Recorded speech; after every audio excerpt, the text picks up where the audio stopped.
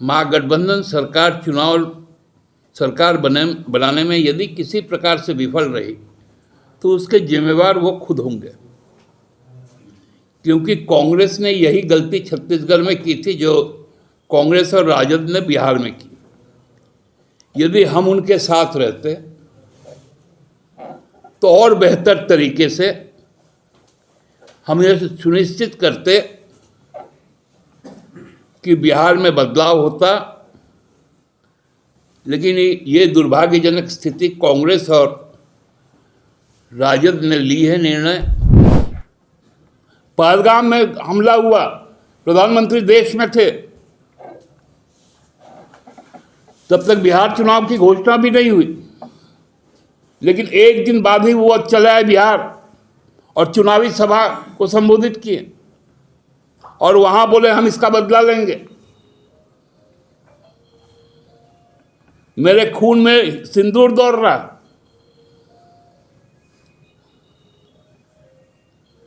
हमको लगता है कि देश ने एक बहुत कमजोर सरकार को चुन लिया है।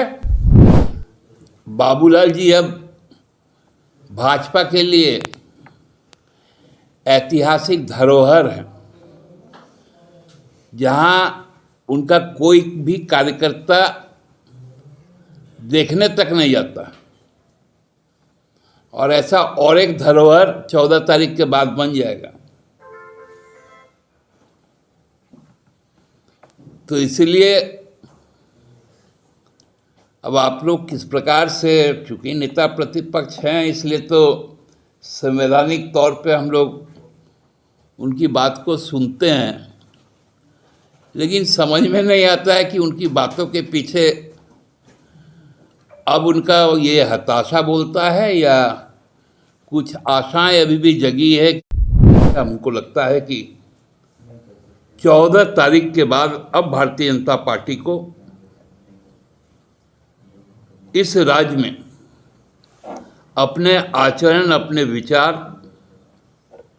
को सुधारना पड़ेगा, नहीं तो यहाँ की जनता अभी साल भर पहले जैसे सुधारी थी, आगामी 29 में उनको पूरी तरह सुधार के हम लोग रख देंगे। चुनाव आयोग का जो परिधि है उसका पूर्ण रूप से हम लोग पालन करते हैं। हम लोग ऐसा थोड़ी हैं कि दायित्व लेंगे हम लोग मंत्रालय का और बैठे रहेंगे चुनाव की मशीनरी को लेकर। ऐसे लोग थोड़ी हैं हम लोग। सबसे पहले तो मैं अभिवादन करना चाहूँगा घाटशिला विधानसभा के प्रबुद्ध मतदाता मंडल को, जो इतनी बड़ी संख्या में लोगों ने उपचुनाव में सामने आकर अपना जनादेश दिया, अपना फैसला सुनाया।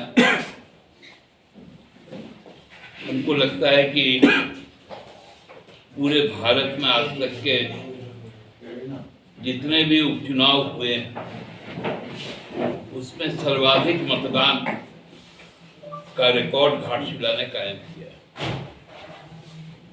घाटशिला, मुसाबनी, भालबुंगर और गुड़ाबंधा प्रखंड के लोगों के प्रति हम लोग आभारी हैं कि सुबह 6 बजे से ही लोग घर से निकलकर मतदान केंद्रों तक गए और 5:30 पौने 6 बजे तक जब अंधेरा हो चुका था तब भी लोगों ने अपने मताधिकार का प्रयोग किया। गांव से लेकर शहर तक मतदान का प्रतिशत लगभग एक रहा। अमूमन देखा जाता था कि शहर में कम वोटिंग होती है शहरी इलाकों में, और ग्रामीण इलाकों में वोटिंग ज़्यादा होता है। लेकिन इस बार इस मिथक को भी घाटशिला विधानसभा के मतदाता मंडल ने तोड़ा और लगभग बराबर की वोटिंग हुई। यह चुनाव बड़ा निर्णायक उपचुनाव था, जहां एक तरफ 6 जिसमें 5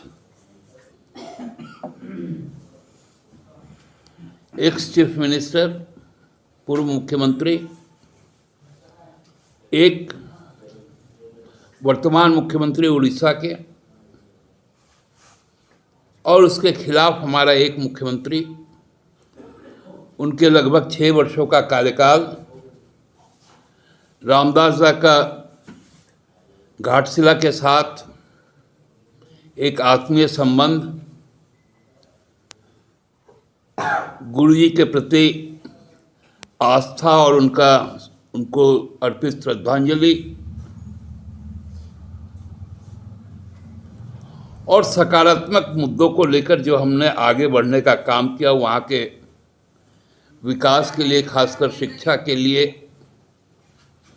रोजगार के लिए, महिला सशक्तिकरण के लिए, सामाजिक सुदृढ़ता के लिए, उसका प्रतिफल है कि हम घाटशिला को एक बड़े अंतर से हम चुनाव जीतने जा रहे हैं। जो पटकथा लिखी घाटशिला विधानसभा के विकास के लिए, यह चुनाव उस दिशा में था। 14 तारीख के बाद अब भारतीय जनता पार्टी को इस राज्य में अपने आचरण, अपने विचार को सुधारना पड़ेगा, नहीं तो यहाँ की जनता अभी साल भर पहले जैसे सुधारी थी, आगामी 29 में उनको पूरी तरह सुधार के हम लोग रख देंगे। बाबूलाल जी अब भाजपा के लिए ऐतिहासिक धरोहर है, जहां उनका कोई भी कार्यकर्ता देखने तक नहीं जाता, और ऐसा और एक धरोहर 14 तारीख के बाद बन जाएगा।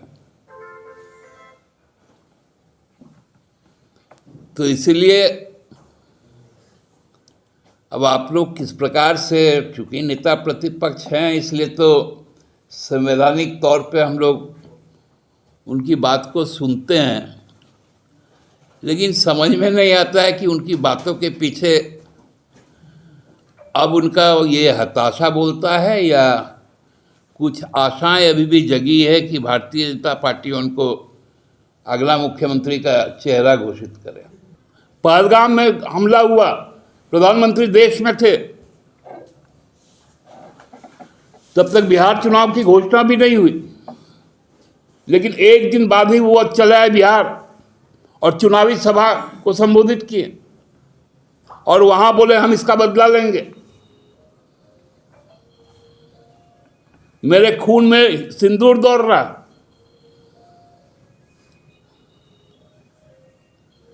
हमको लगता है कि देश ने एक बहुत कमजोर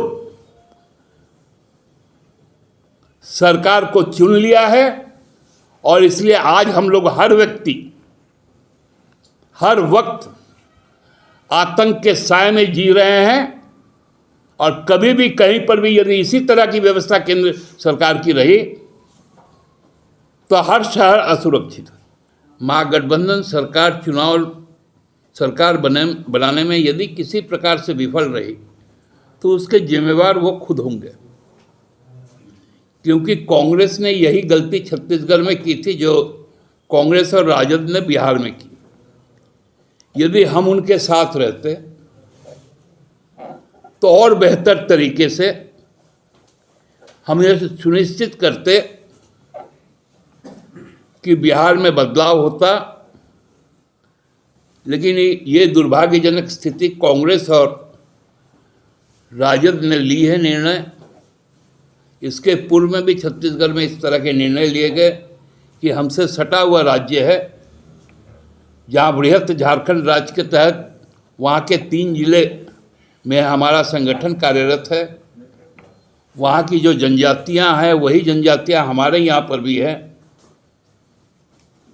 हमारे साथ वहाँ का एक रिश्ता भी एक अलग है। तो ये पॉलिटिकल पार्टियां कई समय अपने स्ट्रेटेजी बनाने में गलती कर देती है और वो गलती का खामियाजा अगले 5 साल तक भुगतना पड़ता है। यही एक दुर्भाग्यजनक स्थिति थी। खैर अब वो स्थितियां भी बदल गई हैं और आगे देखते हैं हम लोग 14 के बाद। दिल्ली में जो वहाँ का मतदाता नहीं आ रहे, पूरा झारखंड हमारा है।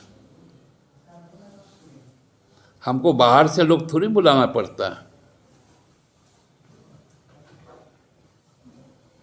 झारखंड हमारा है और जो चुनाव आयोग का जो परिधि है उसका पूर्ण रूप से हम लोग पालन करते हैं। हम लोग ऐसा थोड़ी हैं कि दायित्व लेंगे हम लोग मंत्रालय का और बैठे रहेंगे चुनाव के मशीनरी को लेकर। ऐसे लोग थोड़ी हैं हम लोग।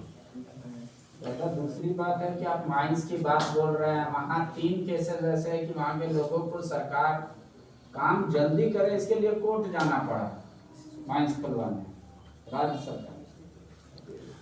तो हमने तो कहा कि ये लोग देखिए, जब वहाँ पर माइंस 3 खुला, हम लोगों ने खुलवाया, तो उसमें हम लोगों ने एक शर्त रखा था कि वहाँ का और वहीं के प्लांट में जाएगा। लेकिन सच्चाई है कि वहाँ का जो प्रोडक्ट है, वहाँ का जो ओर है, जो प्रोडक्शन है, वो गुजरात भेजा जा रहा है, बिरला कॉपर को। इतनी बड़ी बेईमानी केंद्र की भाजपा सरकार कर रही है। वहाँ के लोगों के साथ धोखा देने का काम कर रही है। खनिज झारखंड का, और वो परिष्कृत हो रहा है। जहाँ पर फैक्ट्री लगा हुआ है वर्ल्ड क्लास फैक्ट्री है, जो ब्रिटिश काल में बना था आईसीसी, बाद में HCL हुआ। उस फैक्ट्री को नहीं देकर वो बिरला कॉपर को जा रहा है उड़ीसा में। इतनी बेईमानी आज तक कोई सरकार ने नहीं किया जो एनडीए सरकार कर रही है हम लोगों के साथ। खबर का मतलब बवाल न्यूज। हमारे चैनल को सब्सक्राइब जरूर करें।